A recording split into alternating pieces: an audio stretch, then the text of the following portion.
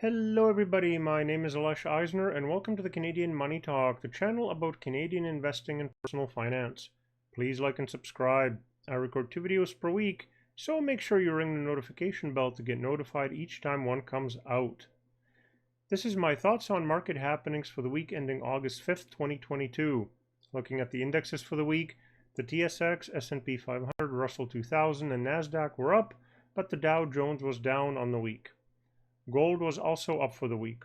Oil was down to $88 a barrel, the first time it hit a price below the price oil was when Russia invaded the Ukraine.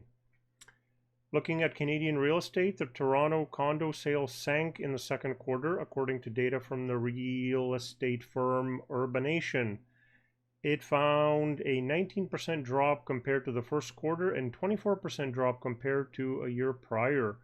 Contrary to the detached home market, the price of condos has skyrocketed as the cost per square foot has climbed 20% compared to a year ago.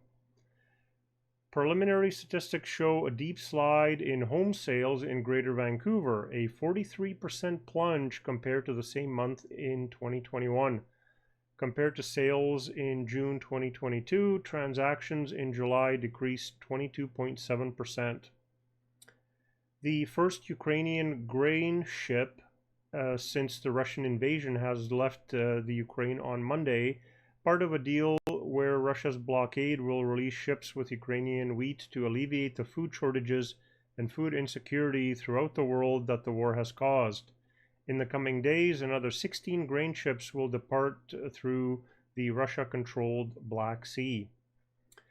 Nancy Pelosi's visit to Taiwan has caused significant political tensions with China. China did a live fire exercise in the waters around Taiwan as a show of force, heightening tensions further. And there was an OPEC Plus meeting which determined that OPEC will increase production by 100,000 barrels per day, which is a minuscule amount. They probably don't have enough capacity to really increase production. Because the earnings in the US have looked solid without the feared bad earnings for Q2, we are looking at a positive market so far. The earnings in the US so far are increasing at a high single-digit percentage, and revenues are in the teens percentage, which is about average, and 70% of the companies have beaten earnings. One could argue that the market was overheated by speculation and growth stocks were overpriced going into November, and the bear market we have been having is mostly due to a price to earnings ratio contraction, where people simply became less willing to pay as much for stocks due to the higher interest rates and the higher cost of capital, as well as valuing future cash flows less. The US consumer seems to be spending, but more on services, shifting over from products, which was all they could have during the pandemic. Let's look at jobs. The initial jobless claims in the US were at 260,000, in line with estimates. But on Friday, we have had job numbers on both sides of the border come out, and they were generally good and better than expected, which led to a sell-off in the markets on Friday, as the markets are now expecting the central banks to increase interest rates to slow the economy. Canadian unemployment rate stayed at 4.9%, lower than the expected 5%, but there was a loss of jobs to the tune of 30,600. A 15,000 gain was expected. That's still not a sign of an economy in recession, but our job market is slowing. The US was even better than Canada in the unemployment rate department, down to 3.5% from 3.6% unemployment, with a significant 528,000 job growth.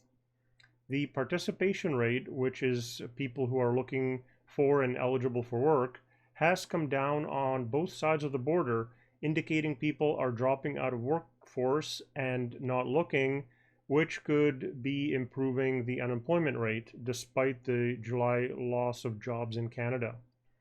For the central banks to slow their increases in interest rates, the job numbers have to get worse. There is also the wage inflation of 5.2% year over year in Canada, which has two effects.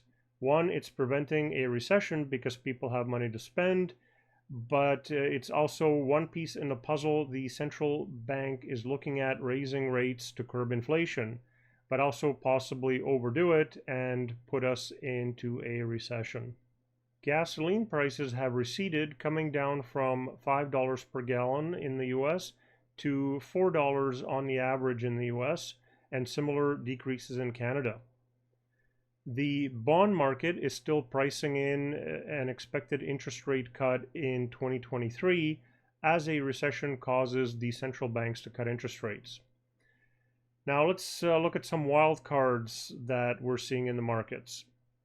One is how deep the recession will be in Europe, how deep will it be in the US, and when will China announce an end to the lockdowns, which probably won't be until after the Chinese government plenum later this year. And Yi is proclaimed a leader for more years. Speaking of recessions, Europe will likely have a deeper recession than the US and Canada, and Europe could run out of energy this winter, further impacting supply chains. Looking forward to next week, the earnings are going to continue in the US and the Canadian earnings will start.